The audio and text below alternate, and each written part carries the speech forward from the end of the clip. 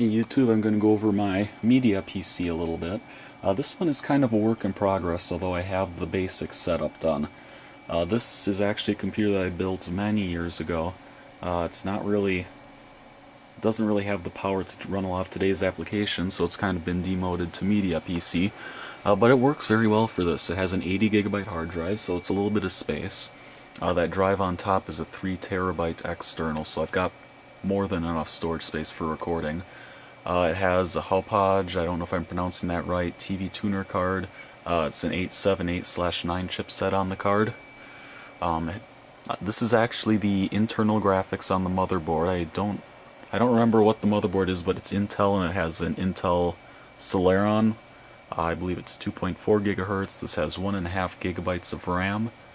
It has a DVD drive and a CD drive on it, which is really hard to tell. The case I bought a long time ago. It actually works pretty well. It runs XP Media Center Edition. I was able to buy a license for it on eBay. And it's actually a relatively fast boot up. And then for watching TV I use WINTV 2000. It's the only one I could get to work with this card. And for recording it's a program called MSDVR 2000. It's a freeware program. It actually works very well. It's it's a very basic DVR program. It's essentially just a computerized VCR. I can program it to record. I can just hit record now and it'll record, and I can just watch TV with it as well. But the quality of watching is better with WinTV 2000. But the recording, because I get scheduling, is better with this. I don't have scheduling with WinTV 2000. But just to show you what they both look like. This one's a little slow to load. The reason I'm running XP on this is I could not get DVR 2000 or MSDVR 2000 to work with Windows 7. I tried Windows 7 on this because XP support is ending soon.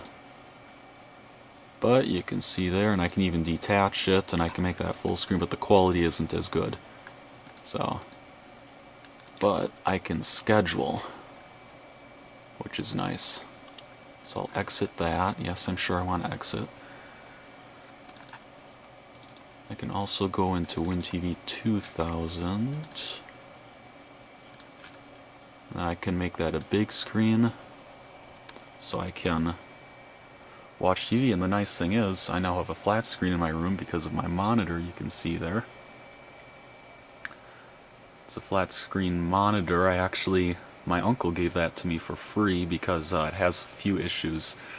Sometimes it won't turn on. You need to unplug it and plug it in a couple times to get it to turn on. So I just have it plugged into a power strip in back that I just throw the switch on. If it doesn't turn on, I just flick the switch and it turns on. Down here, that's my videotape case. I still use VHS tapes for a lot of things. And then I have my VHS player, just a player recorder. And then I have a DVD VHS combo. The just player recorder I got for free when my dad upgraded to DVDs. He gave that to me. The combo I got for Christmas about 6 years ago. And it still works just great. It's actually got very good quality. Then the equalizer I got for free from my dad when he got a new stereo. Well, this thing's from the 80s. Or no, this equalizer I got at a garage sale. The one I got from my dad is in the basement. This one I got at a garage sale for about $1. Same with this tuner, garage sale about $1. Then my stereo amplifier is actually an old computer speaker amplifier. Got that for free. And then the speakers I have no clue what they are, but I got them at Goodwill. It was $5 for the pair. And they're wired in there. The equalizer, amplifier, and speakers are all wired right into my sound card. I also have the VCR and the combo hooked up to my TV card because it has video inputs as well. I have my digital antenna tuner that's hooked up to that.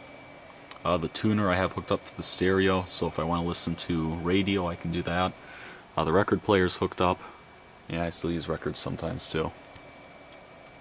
The sound quality on this thing is actually pretty impressive, especially with the equalizer. That makes a huge difference. It's an ancient system though. but you can hear a little bit. Because this is the new stadium. Dizzy. The bass is pretty good.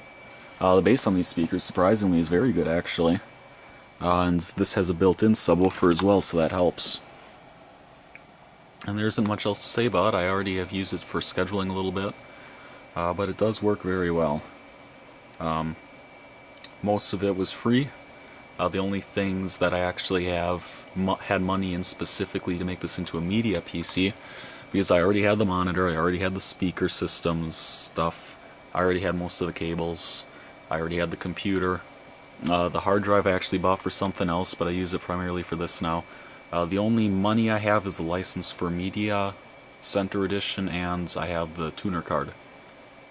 The license was about $30, I think, and the tuner card was about $15.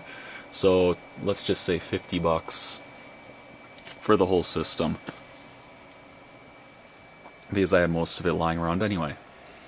So that's my kind of media center here, or whatever you want to call it.